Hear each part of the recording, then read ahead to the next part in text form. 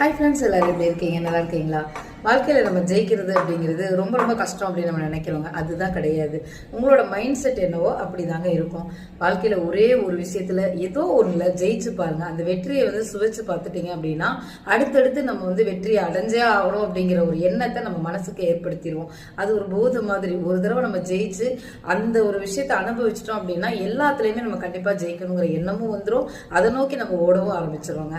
So அதுதான் நம்மளோட வெற்றிங்கிறத ஒரு தடவை அடைகிற வரைக்கும் உங்களால் எவ்வளோ எஃபர்ட் போட முடியுமோ போடுங்க.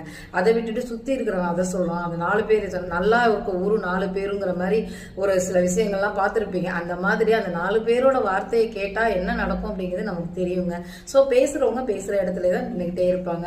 ஆனால் நம்ம செயலில் அதை காட்டணும் அப்படின்னா அடுத்தடுத்த கட்டத்துக்கு நம்ம போயிட்டே இருக்கலாம். ஏன் அப்படின்னா நம்ம வாழ்க்கை எப்படி இருக்கணும் அப்படிங்கிறத நாம தாங்க முடிவு பண்ணணும், இன்னொருத்தர் முடிவு பண்ணக்கூடாது. ஸோ நீங்கள் முடிவெடுங்க. வாழ்க்கையில் பெரிய லெவலில் ஜெயிச்சுட்டு